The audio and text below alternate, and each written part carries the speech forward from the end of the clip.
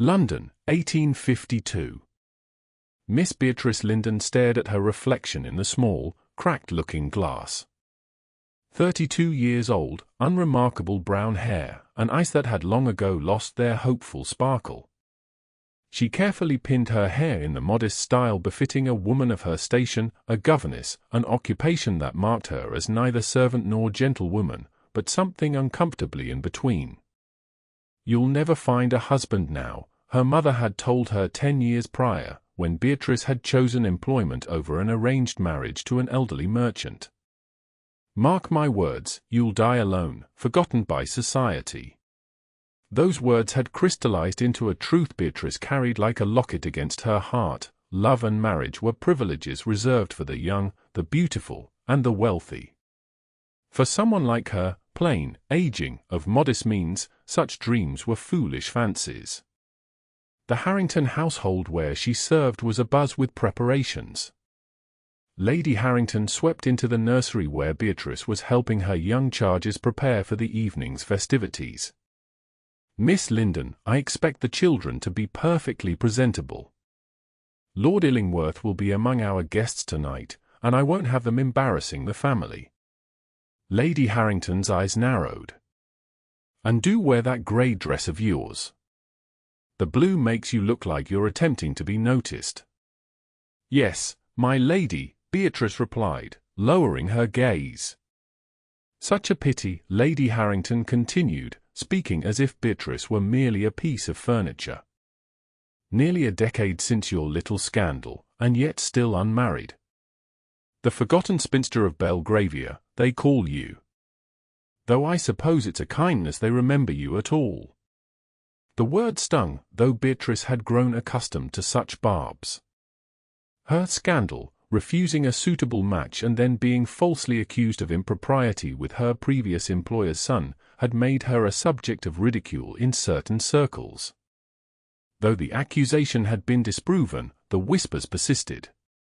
That evening, Beatrice stood in the shadows of the grand ballroom, watching her charges as they were presented briefly before being sent back to the nursery.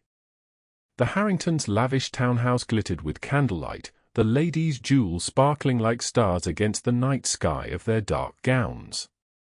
"Miss Linden, fetch some lemonade for Miss Flora before she returns upstairs," Lady Harrington commanded, barely glancing her way. As Beatrice moved toward the refreshment table, she collided with a tall gentleman, causing her to stumble. Strong hands steadied her, and she found herself looking up into the most penetrating grey eyes she had ever seen. "My apologies," she murmured, mortified. "The fault is entirely mine," replied a deep voice that seemed to resonate through her very bones. She stepped back, taking in the impressive figure before her. His perfectly tailored evening clothes and commanding presence marked him as someone of considerable status. "You are Miss Linden, I believe?" he inquired, his expression unreadable. Beatrice's heart stuttered. How did this stranger know her name? "Yes, sir. I am the governess here. Lord Hugh Illingworth," he introduced himself with a slight bow. "Earl of Westmoreland." Beatrice felt the blood drain from her face. The Earl of Westmoreland was one of the most powerful men in England, wealthy beyond imagining, influential in Parliament, and notorious for his cutting wit and uncompromising standards. What business could he possibly have knowing her name? "I understand you once taught music to the Pemberton children," he continued. "Lady Pemberton speaks highly of your abilities." "You are mistaken, my lord," Beatrice replied, confusion furrowing her brow. "Lady Pemberton dismissed me after certain allegations were made." His expression darkened. "Indeed. Allegations I have reason to believe were entirely fabricated." Before Beatrice could respond, little Flora appeared, tugging at her skirts. "Miss Linden, I'm tired. May we go upstairs now?" With a curtsy to the Earl, Beatrice excused herself, her mind reeling. As she guided the children back to the nursery, she could feel Lord Illingworth's gaze following her, sending an inexplicable shiver down her spine. 3 days later, Beatrice received a summons to Lady Harrington's private sitting room. She entered with trepidation, only to find Lord Illingworth seated across from her employer. "Ah, Miss Linden," Lady Harrington's voice dripped with unusual sweetness. "Lord Illingworth has made a most extraordinary request. It seems he is in need of a governess for his ward, his late cousin's daughter. He specifically asked for you." Beatrice's breath caught. "Me, my lady?" Lord Illingworth rose, his imposing height dominating the room. "I have conducted thorough inquiries, Miss Linden. Your references speak of exceptional talents and impeccable character. The position comes with a substantial increase in salary and private apartments in the east wing of Illingworth Hall." Lady Harrington looked as though she had swallowed something sour. "Naturally, I explained you are contracted to us until Christmas, but his lordship has offered compensation for releasing you from your obligations." Beatrice's mind raced. Why would one of the most powerful men in England seek her out specifically? What could he possibly want with a disgraced governess whose name was whispered in drawing rooms as a cautionary tale? "I am honored, my lord, but I must ask, why me? There are dozens of more qualified governesses available through the agencies." His grey eyes held hers. "Because, Miss Linden, I believe in hiring people based on their true merit, not on society's fickle judgments." He paused. "And because my ward is a difficult child who has driven away 3 governesses already. I need someone with both backbone and compassion." Something in his direct gaze made Beatrice feel as though he could see through the careful walls she had built around herself. It was both terrifying and strangely exhilarating. "May I have a day to consider your offer, my lord?" "Of course. I shall call tomorrow for your answer." With a bow to both women, he departed, leaving a lingering scent of sandalwood and cedar in his wake. Well, Lady Harrington sniffed once he had gone, it seems even the forgotten can occasionally be useful. "Though what Lord Illingworth sees in you is beyond my comprehension. Perhaps he requires someone, plain, to avoid any hint of impropriety." That night, Beatrice paced her small bedroom, weighing her options. The position offered security, better wages, and escape from Lady Harrington's constant belittlement. Yet something about Lord Illingworth's intensity unsettled her. There was a purpose behind his offer that he wasn't revealing, she was certain of it. When he called the next day, Beatrice had made her decision. "I accept your generous offer, my lord, with one condition." His eyebrow rose. "You presume to make conditions, Miss Linden." "Only that if I fail to manage your ward appropriately, you will provide a character reference so I may secure another position." A ghost of a smile touched his lips. "Agreed. You will start next Monday. My housekeeper, Mrs. Fletcher, will show you to your quarters." The following week found Beatrice arriving at Illingworth Hall, an imposing country estate set amid rolling Hampshire countryside. The grandeur was overwhelming, marble floors, priceless artwork, and liveried servants moving silently through vast chambers. Her apartments proved to be larger than the entire cottage where she had grown up, with a sitting room, bedchamber, and even a small private study where she could prepare lessons. Lady Cecilia, Lord Illingworth's 10-year-old ward, proved to be every bit the challenge he had described, willful, sharp-tongued, and deeply distrustful. "You'll leave too," the child declared during their first meeting, her small face pinched with premature cynicism. "Everyone always leaves." "Perhaps," Beatrice replied calmly. "But not until you've learned proper French pronunciation and can play at least one sonata without missing the sharps." Over the following weeks, Beatrice gradually earned Cecilia's grudging respect through consistent boundaries and unwavering patience. She rarely saw Lord Illingworth, who was often in London for parliamentary business, but she sensed his presence throughout the house, in the books that appeared outside her door that matched her literary interests, in the new pianoforte delivered to the schoolroom, in the subtle inquiries from the housekeeper about her comfort and needs. When he did appear, their interactions were brief but charged with an undercurrent Beatrice couldn't name. He would inquire after Cecilia's progress, make some observation about a book Beatrice had been reading, then retreat to his study or ride off across his vast estate. One evening, nearly 2 months after her arrival, Beatrice was summoned to the library. Lord Illingworth stood by the fire, examining a document. "Miss Linden, I've received excellent reports of Cecilia's improvement. It seems you've accomplished what 3 others could not." "Thank you, my lord. She is an intelligent child beneath her defenses." He gestured to a chair.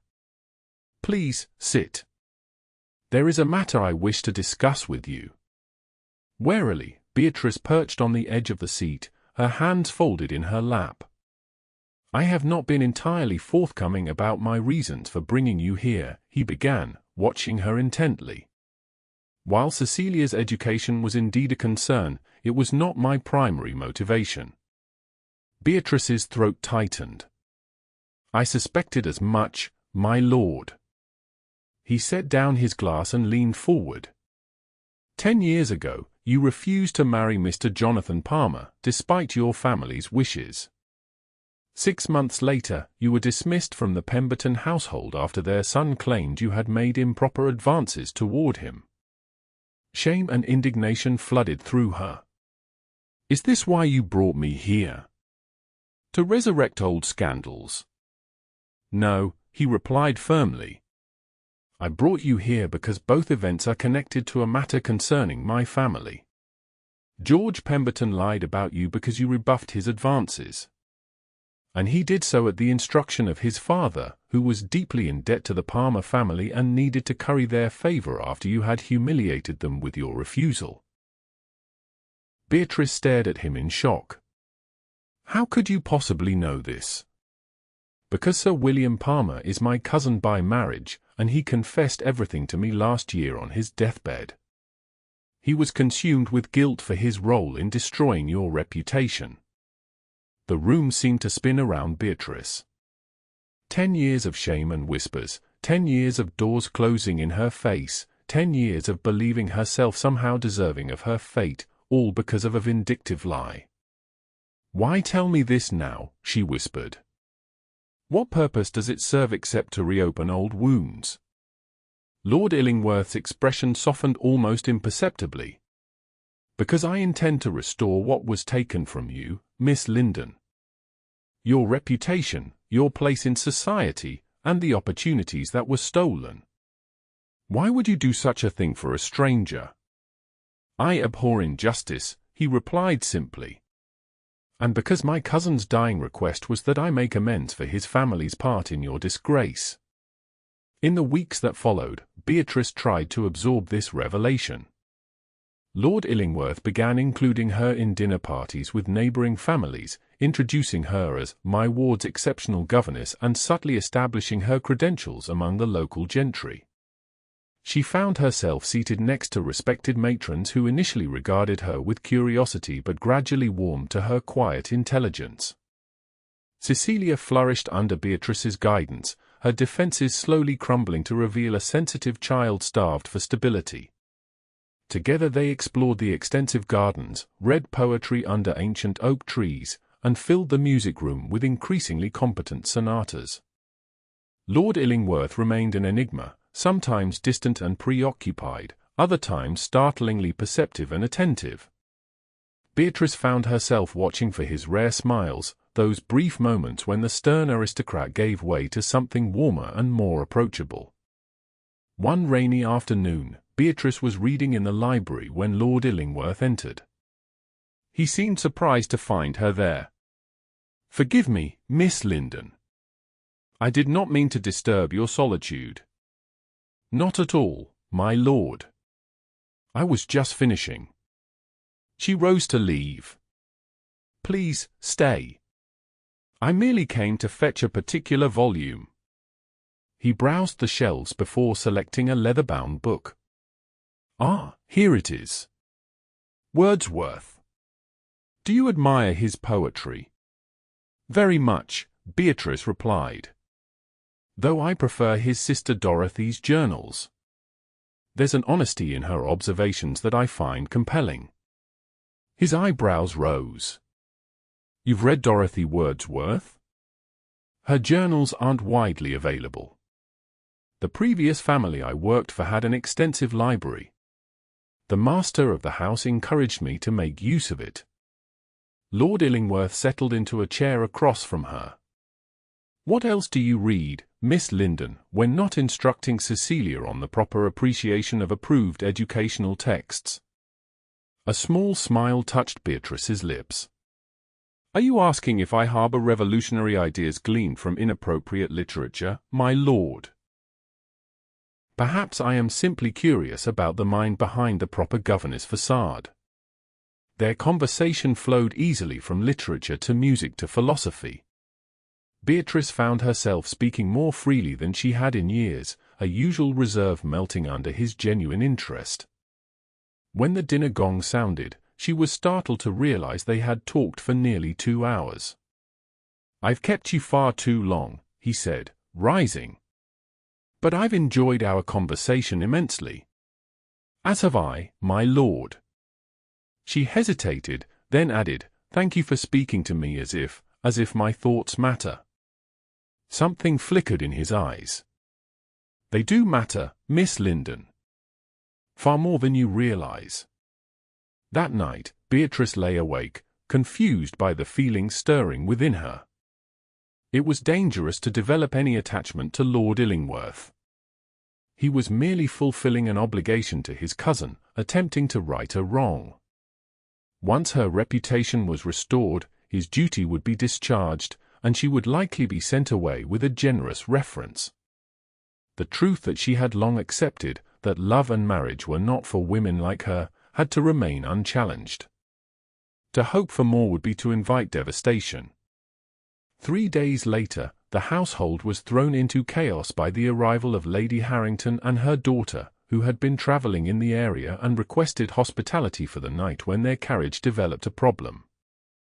At dinner, Lady Harrington's surprise at seeing Beatrice seated at the table was poorly concealed.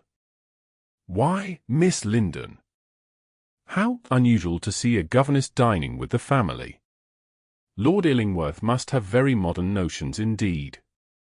Miss Linden dines with us regularly, Lord Illingworth replied coolly. I find her conversation far more stimulating than most I encounter in London drawing rooms. Lady Harrington's daughter tittered behind her hand. How charitable of you, my lord, to elevate the forgotten spinster of Belgravia to your table. Though I dare say she has little to contribute that would interest someone of your stature. The table fell silent. Beatrice felt her cheeks burn with humiliation, the old shame rising like bile in her throat. On the contrary, Miss Harrington, Lord Illingworth's voice cut through the silence like a blade. Miss Linden possesses the qualities I value most, intelligence without pretension, kindness without weakness, and dignity despite unwarranted cruelty. His gaze remained fixed on the young woman, who wilted visibly. I find these attributes infinitely more appealing than malicious gossip disguised as wit. That night, Beatrice found a note slipped under her door. Miss Linden, I apologize for the behavior of our guests. Please join me for a ride tomorrow morning if you wish to escape their company. Cecilia has her dancing lesson, so you will not be neglecting your duties. H. Illingworth. The next morning, Beatrice met Lord Illingworth at the stables, dressed in a simple riding habit borrowed from the housekeeper's niece. They rode across the vast estate, through woodland and open meadows, until they reached a small lake nestled among ancient trees. This is my favorite spot on the entire property, he told her as they dismounted. I come here when London and its politics become too oppressive. It's beautiful, Beatrice breathed, taking in the tranquil scene. They walked along the shore, talking easily about Cecilia's progress and the books they had both been reading. When they reached a small stone bench, Lord Illingworth gestured for her to sit. "Miss Linden, Beatrice, there is something I must confess." Her heart stuttered at his use of her Christian name. "I have not been entirely truthful about my motivations. While everything I told you about my cousin's confession is accurate, it is not the only reason I sought you out." "I don't understand." He paced before her, suddenly seeming less like the assured aristocrat and more like a man wrestling with difficult emotions. 7 years ago, I attended a music-hall at the Barrington household. You were there, accompanying their daughter on the piano. I was struck not just by your skill, but by your expression, such passion carefully contained beneath a proper exterior. He stopped pacing. "I inquired about you and learned of your situation. I've followed your career since then, through mutual acquaintances." Beatrice stared at him in disbelief. "You've been aware of me for 7 years? But why would you possibly take notice of a governess?" "Because in that moment, I recognized something in you that called to something in me." His voice dropped lower. A depth of feeling, a capacity for joy despite circumstances, an integrity that refused to be compromised. He sat beside her on the bench, his grey eyes intent on her face. "When my cousin made his confession, it gave me the opportunity one had been waiting for, a reason to bring you into my life that would not seem improper or inexplicable." Beatrice's carefully constructed world tilted on its axis. "My lord, Hugh," he corrected gently. "When we are alone, I would hear my name from your lips." "Hugh," she whispered, the intimacy of it sending a tremor through her. "This is impossible. You are an earl, and I am a governess with a tarnished reputation. A reputation that was unjustly tarnished and that I intend to fully restore." He took her hands in his. "Beatrice, I have spent my life conforming to expectations, managing estates, navigating politics, maintaining the family honor. In you, I see the possibility of something genuine in a world of calculation and artifice." Hope fluttered in Beatrice's chest like a bird testing broken wings. "Even if what you say is true, society would never accept such a match." "Society will accept what I tell it to accept," he replied with the confidence of a man accustomed to power. "I have spent decades building my influence precisely so I could one day use it as I choose." Their ride back to the house was silent, each lost in thought. As they approached, they saw a carriage in the drive, an elegant conveyance bearing a ducal crest. "My sister," Hugh explained, his expression darkening. "The Duchess of Rawlington. She was not expected until next week." The Duchess proved to be a formidable woman whose superficial charm concealed a will of iron. At dinner, her sharp eyes missed nothing, especially the way her brother's gaze repeatedly sought out the governess. The following morning, she cornered Beatrice in the garden. "Miss Linden, let us speak plainly. I observe that my brother has developed some manner of attachment to you." Beatrice straightened her spine. "Your Grace, I assure you, spare me the denials. I know my brother better than anyone alive." She studied Beatrice with calculating eyes. "You are not what I would have chosen for him. Your background is modest, your position in society precarious at best. However, I am not blind to certain qualities you possess that might benefit him." "I don't understand." "Hugh has always been too rigid, too bound by duty. He needs someone who sees beyond his title to the man beneath." The Duchess sighed. "I had resigned myself to his marrying some vapid debutante who would give him heirs and then occupy herself with frivolities while he retreated further into isolation." She fixed Beatrice with a penetrating stare. "Do you love my brother, Miss Linden? Not the Earl, not his fortune or position, but the man himself." The question struck at the very truth Beatrice had been avoiding. I believe I do, Your Grace. Though it matters little what I feel. On the contrary, it matters a great deal. The Duchess's expression softened marginally. If he offers for you, and I suspect he will, know that you will face scrutiny and whispers that will make your previous scandal seem trivial by comparison. The question is whether you possess the strength to weather that storm. Before Beatrice could respond, they were interrupted by the arrival of a messenger bearing an urgent letter for Lord Illingworth. He departed for London that afternoon, leaving Beatrice with nothing but a hastily scribbled note promising to return within a fortnight. The days of his absence stretched interminably. The Duchess remained at Illingworth Hall, observing Beatrice's interactions with Cecilia and occasionally engaging her in challenging conversations that felt suspiciously like examinations of her character and intellect. 2 weeks stretched into 3 with no word from Hugh beyond a brief message informing the household of his delayed return. Beatrice tried to quell her rising anxiety. Had he reconsidered? Had the distance from Illingworth Hall, and from her, restored his sense of what was appropriate for a man of his station? Then came the morning when Beatrice entered the breakfast room to find the Duchess reading the newspaper with an expression of alarm. "What is it, Your Grace? Is something wrong?" The Duchess hesitated, then handed over the paper. There, on the society page, was a paragraph that made Beatrice's blood run cold. Lord Illingworth, the elusive Earl of Westmoreland, has been observed in frequent company with the widowed Lady Carmichael. Sources close to both parties suggest a formal announcement may be forthcoming. Lady Carmichael, whose late husband left her a substantial fortune, would bring both wealth and impeccable connections to the match. Beatrice felt as though the floor had dropped away beneath her feet. She had allowed herself to hope, to believe that perhaps the rules that had governed her existence might bend just this once, and now reality had reasserted itself with brutal efficiency. "I don't believe it," the Duchess said firmly, taking the paper back. "Hugh would not court another woman while his intentions toward you were unresolved." "His intentions were never declared, Your Grace," Beatrice replied, struggling to keep her voice steady. Perhaps in London, surrounded by those of his own class, he remembered what was fitting. That afternoon, Beatrice drafted a letter of resignation. She had allowed fantasy to cloud her judgment, and now she needed to retreat before her heartbreak became apparent to the entire household.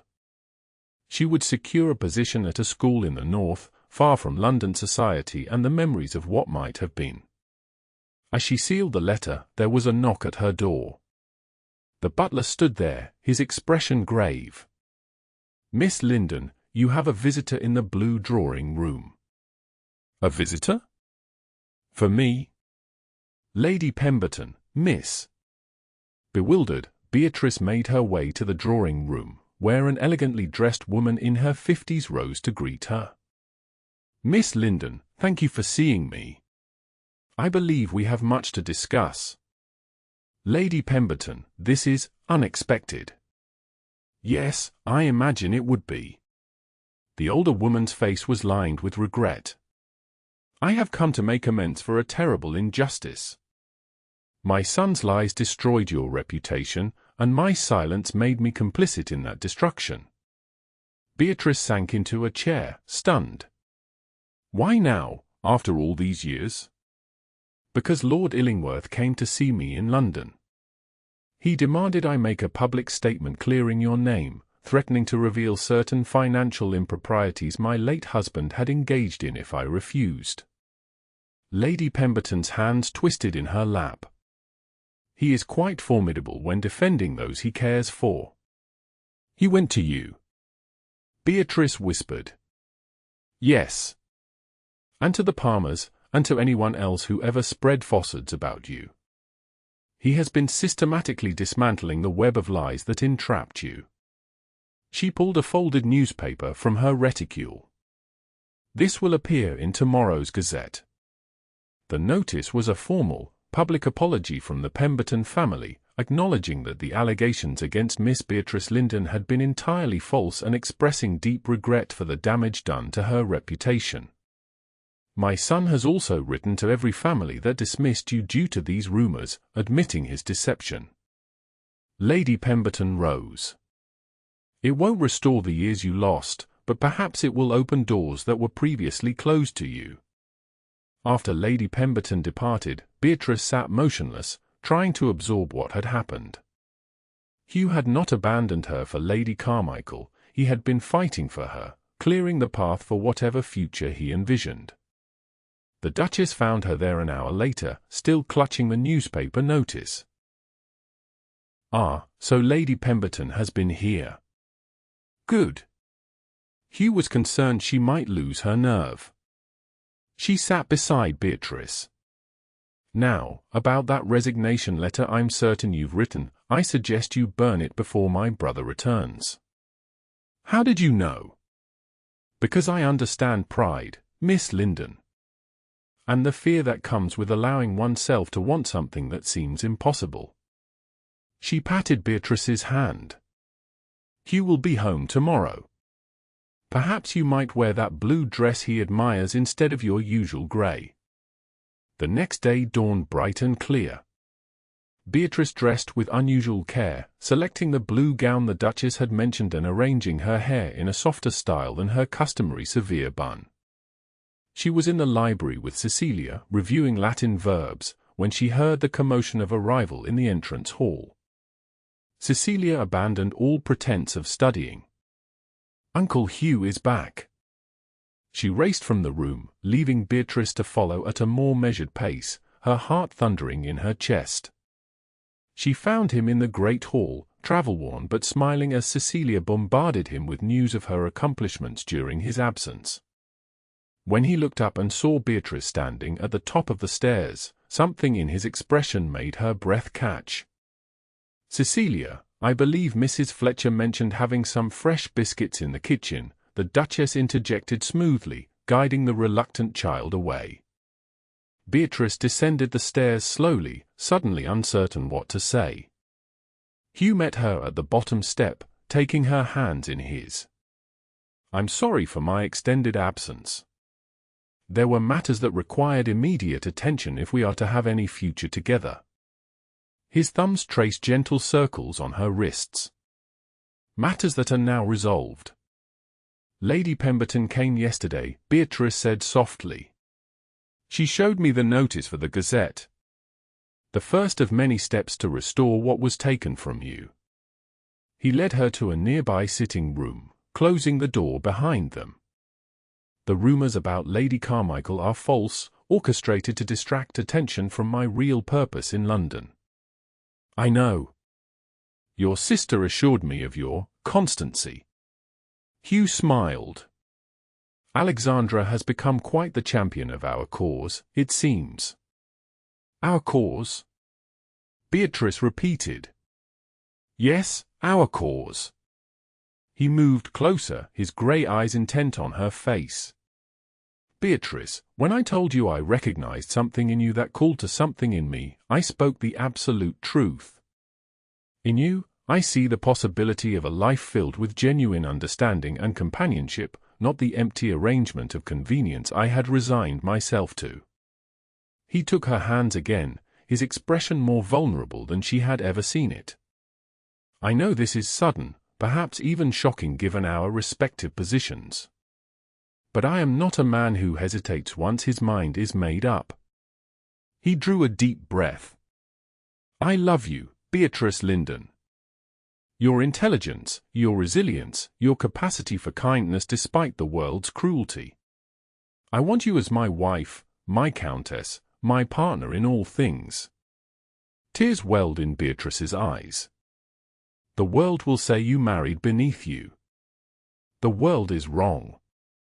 I am reaching higher than I ever dared hope. He brushed a tear from her cheek. The question is whether you can forgive my deception in bringing you here under false pretenses, and whether you might find it in your heart to love a man who has spent too many years hiding behind duty and position. I already do, she whispered. I love the man who sees value in a forgotten spinster, who champions justice even when inconvenient, who treats a difficult child with patience and understanding. Hugh drew her into his arms, his lips finding hers in a kiss that spoke of longing finally fulfilled, of hope reborn from the ashes of resignation. When they parted, his smile held a tenderness she had glimpsed only in rare, unguarded moments. "Then you will marry me?" "Yes," she replied, her voice steady with newfound certainty. "Yes, I will marry you."